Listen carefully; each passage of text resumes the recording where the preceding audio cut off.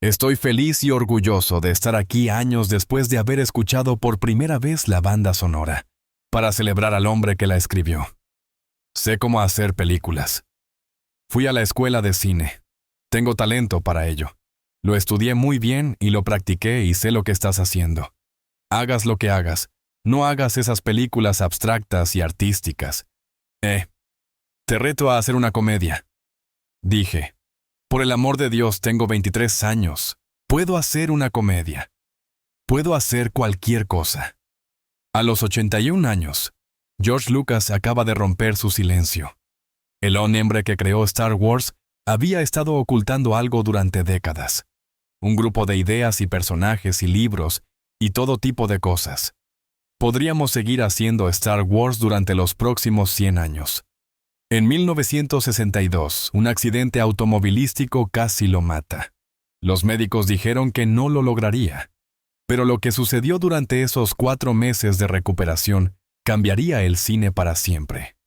Ahora, después de años de permanecer en silencio, Lucas está revelando la verdadera historia. Al final dijeron, está bien, haremos esto, pero tienes que conseguir una gran estrella o un gran nombre relacionado con él.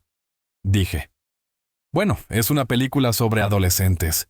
No puedo conseguir que una estrella se conecte con ella.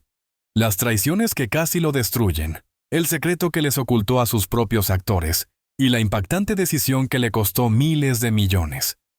Lo que está confesando te hará ver Star Wars de manera diferente. George Lucas nació el 14 de mayo de 1944 en Modesto, California. Su padre era dueño de una papelería y dirigía un pequeño rancho de nueces. Su madre entraba y salía de los hospitales con frecuencia debido a problemas de salud a largo plazo, lo que dejaba un vacío silencioso en la casa. George creció en un hogar metodista estricto donde el trabajo duro y la disciplina lo eran todo. Su padre esperaba que él y sus hermanos se hicieran cargo del negocio familiar con el tiempo. Pero George era diferente. En julio de 1955, cuando Disneyland abrió sus puertas por primera vez, la familia Lucas fue. Esa única visita dejó una profunda impresión en el joven George. Los paseos, la fantasía, la narración de cuentos, despertaron algo dentro de él que nunca volvería a sentarse. De niño, George estaba obsesionado con la ciencia ficción. No se cansaba de programas como Flash Gordon y Buck Rogers. Leía cómics constantemente y dibujaba naves espaciales y extraterrestres en sus cuadernos. También devoraba libros de aventuras como Robinson Crusoe y La Isla del Tesoro. Pero Flash Gordon era su favorito. Veía los seriales religiosamente después de la escuela. Esa obsesión era más que un pasatiempo. Empezó a construir historias en su cabeza, creando nuevos mundos extraños y esbozando ideas. Años más tarde, cuando quiso hacer una película de Flash Gordon, pero no pudo conseguir los derechos, esa obsesión infantil se convertiría en algo completamente nuevo, Star Wars. Pero crecer no fue fácil. En Thomas Downey High School en Modesto, George era pequeño, tímido e introvertido. Medía solo unos 70 metros de adulto, y durante la escuela se convirtió en un blanco fácil para los matones. Se sentía invisible la mayor parte del tiempo, prefiriendo escapar en libros, autos de modelo y viejos seriales de películas. Evitaba las multitudes y los conflictos. Pero en la clase de fotografía algo cambió. Detrás de la cámara, George no era un blanco. Era un observador. Sus maestros comenzaron a notar que tenía ojo para la composición y la narración de cuentos. Aunque todavía se mantenía al margen, estas primeras luchas moldearon la forma en que pensaba sobre los personajes. Comenzó a preocuparse por los desamparados, los forasteros, y cualquiera que no encajara del todo. Sus calificaciones escolares eran mediocres en el mejor de los casos. En su mayoría C y C-. Admitió abiertamente que soñaba despierto durante la mayoría de sus clases, y que no le importaba mucho la escuela. Amaba 2 cosas, los autos y las cámaras. Pasaba horas después de la escuela trabajando en un pequeño auto italiano amarillo llamado Auto Viani Vianina. Se basaba en el Fiat 500 y George estaba completamente obsesionado con las carreras. Al mismo tiempo, usó la cámara de 8 mm de su familia para filmar carreras de autos alrededor de Modesto. Sus padres pensaron que todo era una distracción, pero no lo era. Era el comienzo de algo mucho más grande. Todo cambió el 12 de junio de 1962. A solo 3 días de su graduación de la escuela secundaria, George conducía a casa en su Biancina modificada. Un compañero de clase llamado Frank Ferrer conducía a alta velocidad en un gran Chevrolet Impala e intentó pasar a George justo cuando giraba hacia la entrada de su casa familiar. El Chevy se estrelló contra el pequeño auto de George. La Bianina volcó una y otra vez antes de estrellarse contra un nogal. El accidente fue tan brutal que al día siguiente apareció una foto del auto destrozado en la portada del Modesto B. Frank, en su auto más grande, salió ileso. Pero el cinturón de seguridad de George se rompió. Eso podría haberle salvado la vida porque lo arrojó del auto justo antes de que se arrugara como papel contra el árbol. Cuando llegaron los paramédicos, George no respiraba. No había latidos del corazón. Lo llevaron de urgencia al hospital donde se mantuvo cerca de la muerte. Sus pulmones estaban aplastados. Sus costillas estaban rotas. Vomitó sangre y su piel se puso azul. Durante 2 semanas, estuvo en cuidados intensivos, apenas aguantando. Los médicos pensaron que no lo lograría, pero de alguna manera lo hizo. Más tarde, George dijo que el accidente le hizo darse cuenta de lo delgada que es la línea entre la vida y la muerte. Ese accidente cambió por completo su forma de pensar. Dijo, decidí que iba a hacer algo con mi vida. Durante los 4 largos meses que pasó recuperándose, George no pudo hacer ninguna de las cosas físicas que amaba. Entonces, comenzó a leer. Devoró libros sobre mitología, filosofía y antropología. Pasó de ser un mal estudiante a alguien profundamente curioso sobre el mundo. Reflexionó sobre su vida y su futuro. Ese tiempo en la cama le dio un nuevo propósito. También comenzó a luchar con la culpa del sobreviviente. Seguía preguntándose por qué había vivido. Esa pregunta lo seguiría durante años y se convertiría en parte de los temas más profundos de sus historias. Propósito, destino y el viaje silencioso de un héroe. Cuando mejoró, George se inscribió en Modesto Junior College. Estudió psicología y filosofía, las materias que una vez ignoró. Sus calificaciones mejoraron. Tomó su primera clase de cine. Y aunque ya no corría autos, todavía tomaba fotos de carreras de autos desde la banda. A través de esta búsqueda más segura, conoció al director de fotografía Haskell Wexler, un compañero entusiasta de las carreras. Wexler vio algo en George. Lo animó a postularse a la Escuela de Artes Cinematográficas de la USC. En 1965, George obtuvo su título de asociado y se transfirió a la USC. Fue el final de su sueño de las carreras, pero el comienzo de todo lo demás. En la USC, George lo dio todo. Completó 2 años de cursos de pregrado en solo 1 año.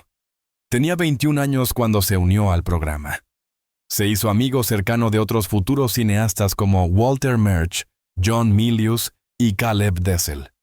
Más tarde fueron llamados la docena sucia. Descubrirá que si va a Hollywood, espero que no lo haga porque no quiere ser oprimido por personas que no son tan inteligentes como usted. Un profesor que lo influyó profundamente fue Lester Novos, quien enseñó sobre color, luz y movimiento en lugar de solo narración de cuentos. Otro mentor fue Slavo Borkapic, quien le enseñó cómo el montaje podía manipular el tiempo y la emoción. Estas lecciones moldearían el estilo cinematográfico característico de Lucas. En 1967, George creó un cortometraje llamado Electronic Labyrinth. Era una película distópica de 15 minutos sobre un hombre que escapaba de un estado de vigilancia. Lo que sorprendió a la gente fue lo avanzado que se veía y sonaba para una película de estudiantes. Lucas había encontrado una forma inteligente de obtener acceso gratuito a recursos costosos. Se ofreció como voluntario para enseñar una clase de la Marina no deseada en la USCPA, lo que le dio película en color y procesamiento de laboratorio ilimitados. Los hombres de la Marina se convirtieron en su equipo y elenco. Filmó en lugares del mundo real como LAIS y UCLA por la noche. El producto final le valió la beca Samuel Warner Memorial y una pasantía de 6 meses en Warner Brothers. Años más tarde, la Biblioteca del Congreso lo conservó en el Registro Nacional de Cine. En la USC, Lucas no solo trabajó duro, apenas durmió. Pasaba 18 horas al día editando películas, a menudo experimentando hasta altas horas de la noche. Formó un pequeño grupo llamado Clean Cut Cinema Club, con Don Bluth y Chris Lewis. Crearon una compañía llamada Sunrise Productions. Lucas incluso usó el nombre de Lucas Beaumont durante un tiempo. Su mayor proyecto fue una película que nunca se terminó llamada 543.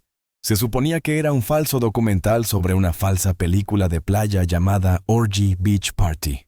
Era extraño, creativo y adelantado a su tiempo. Estos fueron los años en que George también se hizo amigo cercano de Steven Spielberg y Martin Scorsese.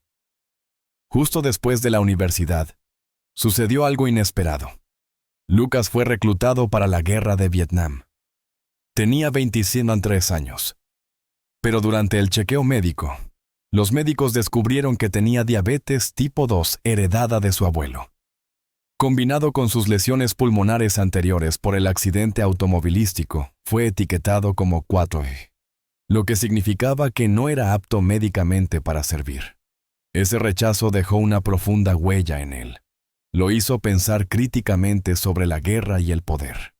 Se volvió profundamente escéptico de los gobiernos y las figuras de autoridad. Una vez había querido hacer una película estudiantil sobre un soldado que luchaba contra un avión. Esa idea luego evolucionó a Apocalypse Now a través de conversaciones con Francis Ford Coppola. Su roce con la guerra, aunque indirecto, ayudó a dar forma a los temas de rebelión en Star Wars y TH-138. Pero antes de que Star Wars llegara a la pantalla grande, George Lucas casi lo pierde todo. Comenzó con una película llamada TH-138. La hizo con solo $767,000. Era extraño, frío y artístico. Pero cuando llegó a los Tennessees, el público se mantuvo alejado. Solo ganó 2.4 millones. Ese fracaso fue aplastante. Lucas tuvo que devolver personalmente su anticipo a Warner Brothers. La presión fue tan fuerte que casi terminó su carrera como director, incluso antes de que comenzara. Se dio cuenta de algo doloroso. Si quería sobrevivir, no podía simplemente hacer películas para sí mismo. Tenía que pensar en lo que la gente quería ver. Ese fracaso, amargo, humillante y costoso, se convirtió silenciosamente en la razón por la que Star Wars alguna vez existió. Le enseñó la brutal verdad sobre Hollywood. Si TH-138 hubiera sido un éxito, Lucas podría haber pasado el resto de su vida haciendo películas de arte oscuras. Pero el dolor lo cambió. Me di cuenta en algún momento de que necesitaba retirarme y quería seguir adelante y hacer otras cosas. Cosas en filantropía, y lo que empeoró las cosas fue la traición. Warner Brothers no solo retiró la financiación, sino que lo humilló. Obligaron a Coppola a devolver su anticipo. Mataron 6 películas más que su compañía estaba planeando. Y sin previo aviso, quitaron 5 minutos de TH-138, sin preguntarle a Lucas. Tenía derechos de corte final, pero lo ignoraron. Furioso, Lucas y su equipo robaron una copia de la película del lote de Warner para evitar que hicieran más cambios. Lucas dijo más tarde que no tenía sentido que lo hicieran más que para ejercer algo de poder. Se sintió utilizado. Esa experiencia dejó una cicatriz que moldeó su futura obsesión por mantener el control. Nunca olvidó lo que se sentía al perder su voz. El daño no se detuvo ahí. American Zoetrope, la compañía que Lucas había ayudado a construir, era un desastre financiero esperando a suceder. En 1990, estaba enterrada bajo 28.8 millones en deudas, con solo 22.1 millones en activos. Coppola solo debía 3 millones a Darion Development. Otros 16.2 millones se debían a Hot Weather Films y 6.2 millones a Orion Pictures. Incluso en 1983, su estudio hermano se había declarado en bancarrota. Lucas ya se había retirado, observando desde una distancia segura. Había aprendido después de THX 1138 que tenía que protegerse. Vio lo que sucedió cuando los cineastas persiguieron sueños sin planes financieros. Pero entonces todo cambió con una película que nadie esperaba. American Graffiti salió en 1973. Se hizo por solo $775,000. Ganó 15 millones. Eso es casi un retorno del 15,000 tono. De repente, The Kid Who fracasó con THX tuvo un éxito que encabezó la taquilla de verano, ¿no? Incluso aplastó grandes películas como Live and Let Die, que ganó 35.4 millones. Eligió a desconocidos. Harrison Ford solo tuvo un pequeño papel. Paul Giamatti ganó un Globo de Oro. Universal nunca creyó que funcionaría, pero funcionó tan bien que Lucas finalmente fue libre. Obtuvo sus primeras nominaciones al Oscar. Más importante aún, obtuvo la libertad de intentarlo de nuevo. Esta vez, quería ir al espacio. En 1973, Lucas comenzó a redactar Star Wars, pero su primera versión fue vergonzosa. Lo llamó Journal of the Whills. Robó líneas de la novela de Edgar Rice Burroughs de 1931 y Fighting Man of Mars. Peor aún, Lucas copió partes del libro de Donald Ritchie sobre Akira Kurosawa. Si alguien se hubiera enterado, podría haber acabado con él. Pero en lugar de renunciar, Lucas siguió reescribiendo. Durante 3 años, todos los días durante 8 horas, trabajó. Lentamente convirtió la pulpa robada en algo original. Descubrió el héroe con 1000 rostros de Joseph Campbell. Se convirtió en su guía. No se rindió. Convirtió la vergüenza en mito. Disney dijo, vaya, o Bob Iger dijo, vaya, si realmente quiere vender su compañía, si está pensando en venderla. Porque estábamos hablando de la jubilación, ¿y qué vas a hacer después de todo este tipo de cosas? Luego vino el trato que cambió la historia. En 1975, 20th Century Fox le dio un contrato para Star Wars. No creían en ello. Pensaron que era un proyecto de vanidad. Lucas se ofreció a reducir su salario de $500,000 a $150,000 a cambio de todos los derechos de secuela y comercialización. Se rieron y estuvieron de acuerdo. Pensaron que los juguetes no valían nada. Pero esa única decisión le costó a Fox miles de millones. Para 2014, la franquicia de Star Wars valía 37,16 millones. Solo los juguetes ganaron 5,6 millones al año. Para 2016, Lucas había intentado vender los derechos de los juguetes a varias compañías. Solo Kenner dijo que sí por solo 100,000 boletos y un recorte del 5% por juguete. Ese error convirtió a Lucas en multimillonario y nunca lo olvidó. Conozco el legado que existe, pero ya sabes, tengo que hacer mi trabajo todos los días y trabajar. Ya sabes, no hace que escribir sea más fácil, te lo diré. Absolutamente. Ni siquiera hace que dirigir sea mucho más fácil. Pero hacer Star Wars no fue magia. Fue una pesadilla. La filmación comenzó en Túnez el 22 de marzo de 1976. En el segundo día, el desierto tuvo su primera lluvia de invierno en 50 años. La filmación se detuvo. Los miembros del equipo contrajeron disentería. El diseñador de criaturas, Stuart Freeborn, contrajo neumonía y tuvo que ser hospitalizado en Londres. Los motores de R2D2 fallaron. El disfraz de C-3PO se rompió y cortó el pie de Anthony Daniels. Los accesorios no funcionaron. Cuando se mudaron a los El Risco Studios en Londres el 7 de abril, El equipo británico se burló de la película. Lo llamaron un dibujo animado para niños. Se negaron a trabajar después de las 5:30 p.m., a menos que recibieran horas extras. Kenny Baker, el hombre dentro de R2D2, admitió más tarde que pensó que iba a ser un fracaso. Todos lo trataron como una broma. Lucas se sintió solo. Los efectos fueron peores. Lucas había construido una compañía llamada Industrial Light and Magic, porque nadie más podía hacer lo que él quería. Pero cuando visitó ILM durante la postproducción, solo habían terminado 7 tomas. Dijo que solo una era utilizable. El costo superó el $1.000.000 en una película con un presupuesto de solo 11 millones. Lucas estaba furioso. El equipo era lento, relajado. Dijkstra, el supervisor, no podía controlarlo. Lucas intervino. Despidió a su editor. Trabajó los fines de semana. Él mismo cortó escenas. Hizo lo que fuera necesario. Sin él, Star Wars se habría visto como una broma. Lo salvó sangrando por ello. La presión casi lo mata. Lucas tenía 28 años. Acababa de pelear con Dijkstra de nuevo cuando sintió un dolor agudo en el pecho. Pensó que estaba teniendo un ataque al corazón. Lo llevaron de urgencia al hospital. Resultó ser estrés extremo e hipertensión.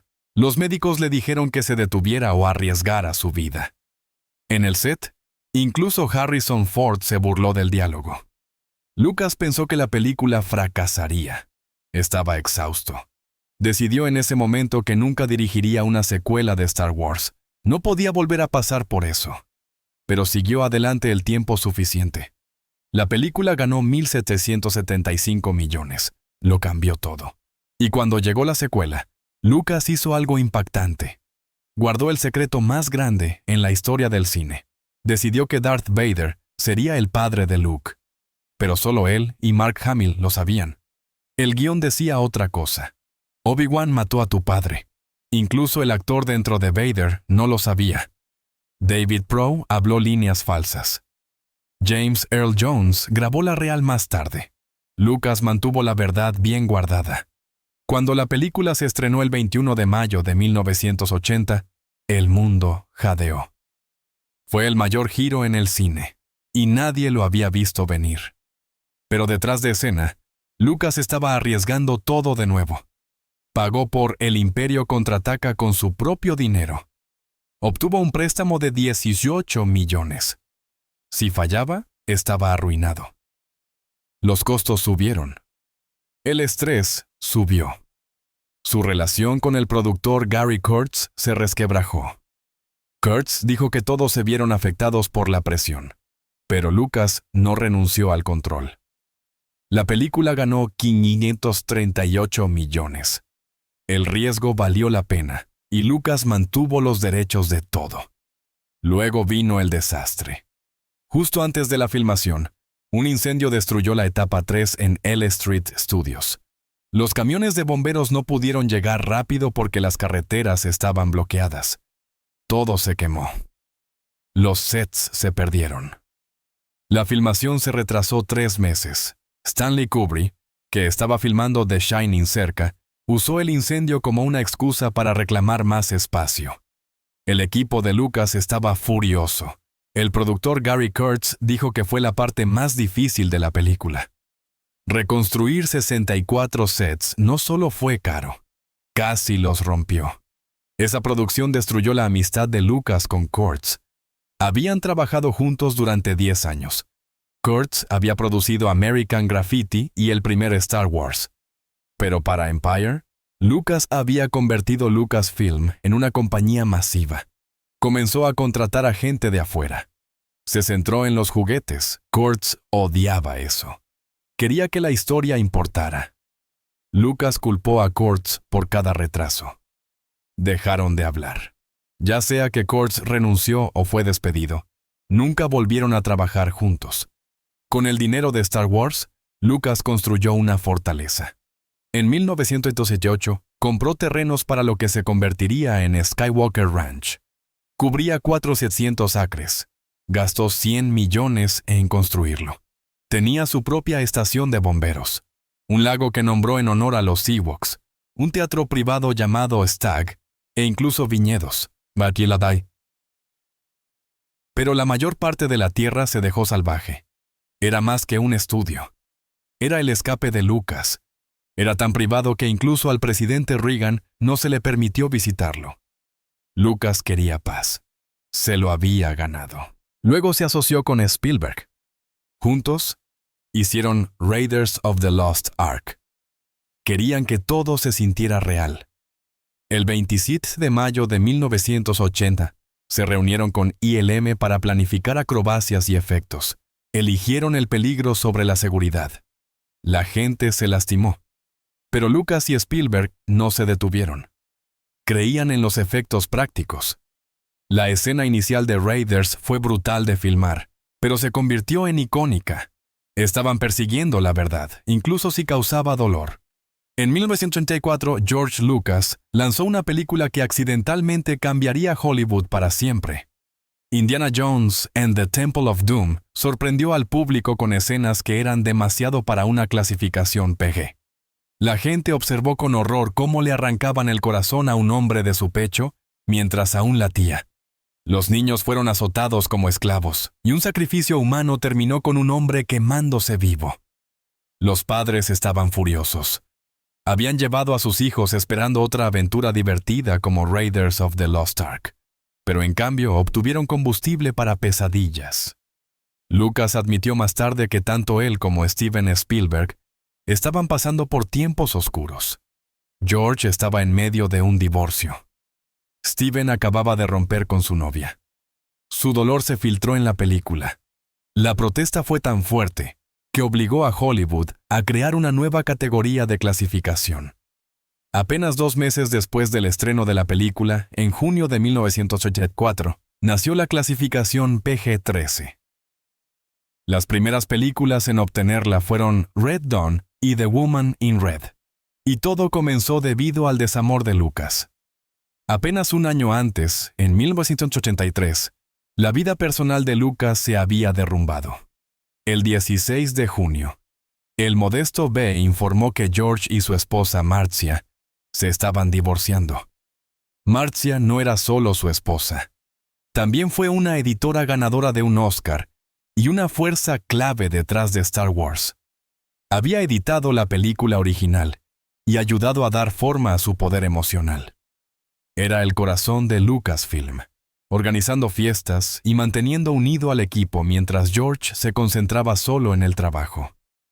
Cuando se separaron, Marcia recibió entre 35 y 50 millones en efectivo. Eso era más que el presupuesto de una película de Star Wars en ese momento. Lucas acababa de lanzar Return of the Jedi, y las ventas de mercancía de Star Wars estaban comenzando a caer. Perder a su esposa, a su pareja y la mitad de su fortuna, a la vez, lo dejó destrozado. Había prometido tomarse un descanso para pasar tiempo con ella y su hija, pero nunca dejó de trabajar. Y ese error le costaría todo. Para sobrevivir financieramente, Lucas comenzó a vender partes de su compañía.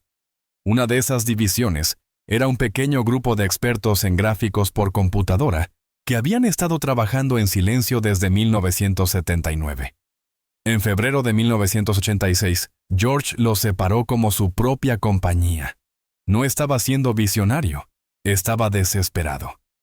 Steve Jobs compró el equipo por solo 5 millones y agregó otros 5 millones de su propio dinero para mantenerlo en funcionamiento.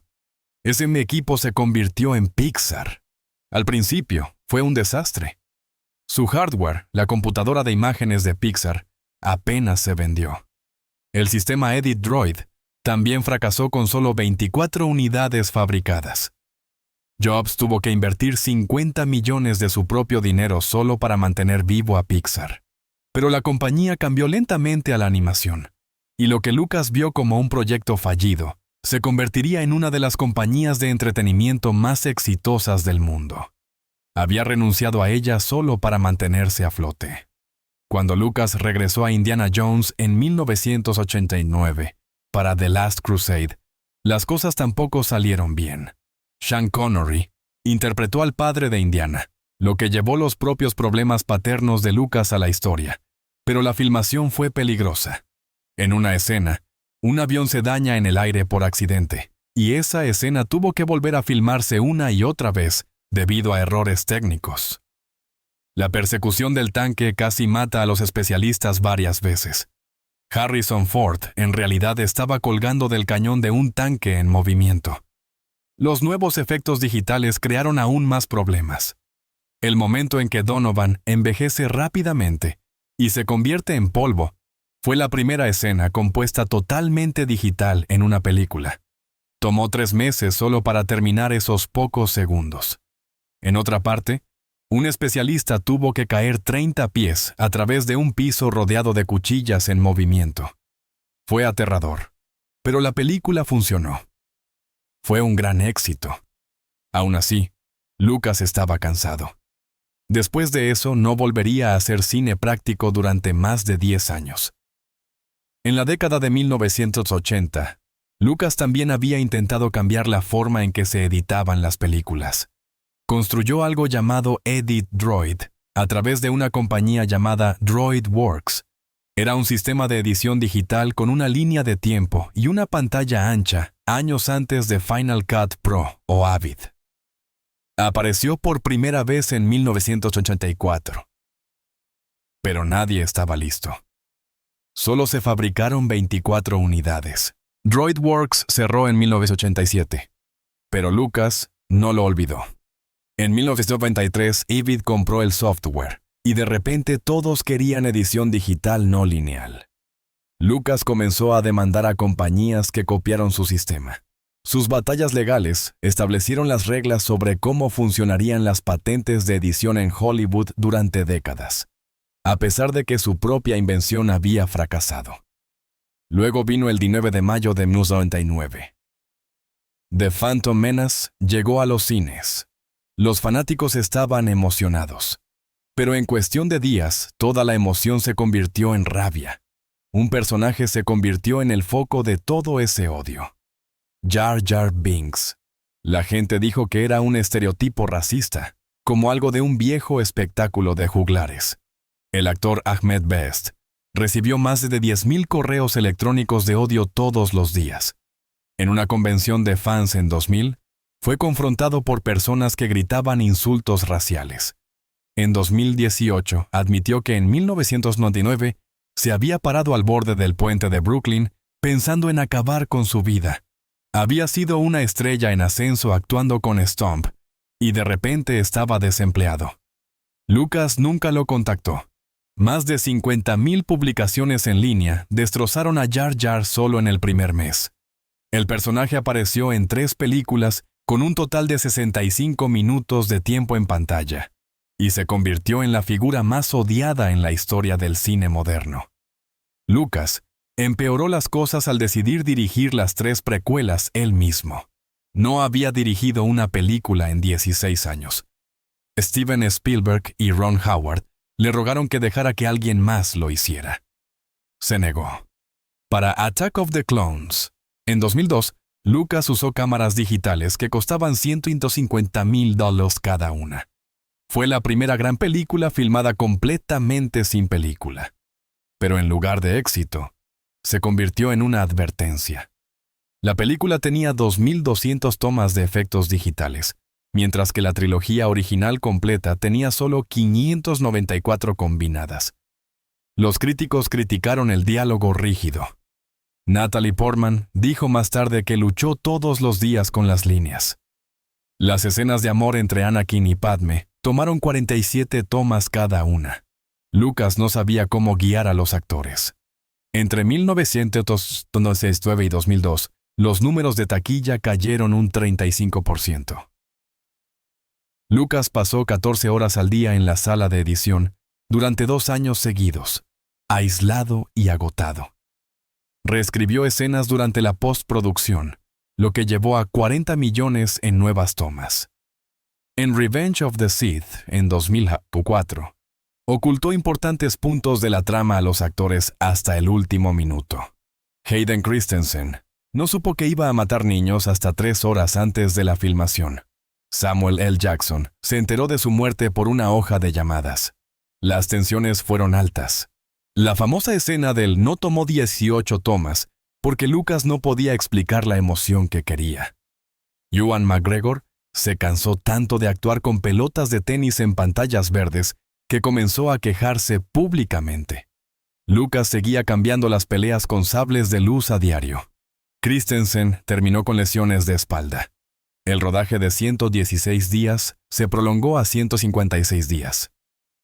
El elenco comenzó a llamar a Lucas el ermitaño. Varios pidieron cambios en el guión. Lucas dijo que no. Aunque las precuelas ganaron 2.5 mil millones en taquilla, los fanáticos se rebelaron como nunca antes. Más de 350,000 personas firmaron peticiones pidiendo remakes. Una petición alcanzó las 380,000 firmas en 2012. Los fanáticos recaudaron 200,000 $, solo para publicar anuncios anti-precuelas en el Hollywood Reporter. En 2005, Lucas recibió amenazas de muerte que tuvieron que ser investigadas por el FBI. De 2000 a 2008, las ventas de mercancía de Star Wars cayeron un 60%. Lucas le dijo a Charlie Rose que se sentía atrapado en una hermosa prisión. Entre 2005 y 2012, gastó $600,000 en terapia. Desarrolló insomnio crónico y tuvo que usar pastillas para dormir durante 7 años. Para 2014, comparó la experiencia de la precuela con la guerra de Vietnam y dijo que debería haber entregado el control a otra persona después de Return of the Jedi. Después de su divorcio en 1983, George se convirtió en padre soltero. Adoptó a 3 hijos, Amanda en 1981, Katie en 1988 y Jet en 1993. Pero detrás de las puertas de Skywalker Ranch, las cosas se volvieron más oscuras. La finca de 4,700 acres se convirtió en su jaula. Lucas pasaría días sin ver a otro humano. Su rutina era brutal. Levantarse a las 4 a.m., trabajar hasta la medianoche, sobrevivir con barras de proteína y café. Para 2003, había perdido 35 kilos y se veía fantasmal. Su asistente, Jane Bay, renunció en 2004, preocupada por su salud mental. Gastó $2 millones en seguridad, convencido de que los fanáticos lo estaban cazando. Entre 2000 y 2006, tomó antidepresivos. Incluso construyó un teatro privado donde veía su trilogía original solo. A veces lloraba. Sus hijos dijeron más tarde que apenas lo vieron durante los años de la precuela. Un grupo de ideas y personajes y libros y todo tipo de cosas. Podríamos seguir haciendo Star Wars durante los próximos 100 años. Todo cambió en mayo de 2011, durante el desayuno con el CIO de Disney, Bob Iger. Lucas decidió vender todo. Acababa de cumplir 67 años. El 30 de octubre de 2012, el acuerdo se hizo público. Disney compró Lucasfilm por $4.5 mil millones, la mitad en efectivo, la mitad en acciones de Disney. El acuerdo incluía Star Wars, Indiana Jones y las divisiones de efectos visuales y audio de Lucas. Kathleen Kennedy fue nombrada presidenta. Lucas dio un paso atrás. Se convirtió en consultor creativo, pero no mucho más. La venta lo convirtió en uno de los cineastas más ricos de la historia. En 2015, Lucas dio una entrevista impactante a Charlie Rose. Llamó a Disney esclavistas blancos y dijo que les había dado ideas detalladas para las secuelas que ignoraron por completo. Él había querido contar una historia. Ellos querían hacer algo para los fanáticos. Estos eran mis hijos, dijo. Los amaba. Los creé. Los vendí. Más tarde se disculpó por el comentario de los esclavistas blancos, pero el daño estaba hecho. Sabía que si se mantenía involucrado, solo causaría problemas. En 2025 sucedió algo increíble. A los 81 años, George Lucas finalmente apareció en la Comic-Con por primera vez en su vida. Pero no estaba allí para hablar de Star Wars. Vino a mostrar algo más, su pasión de toda la vida, el Museo Lucas de Arte Narrativo, que se inaugurará en 2026 en Los Ángeles. Reveló que había pasado 50 años coleccionando arte. Su colección ahora valía más de 1.000 millones. Se convertiría en el corazón de un museo de 27.870 metros cuadrados, con 2 teatros, galerías y exhibiciones de nombres como Norman Rockwell. Lo llamó un templo al arte de la gente, no sobre dinero, sino sobre emoción.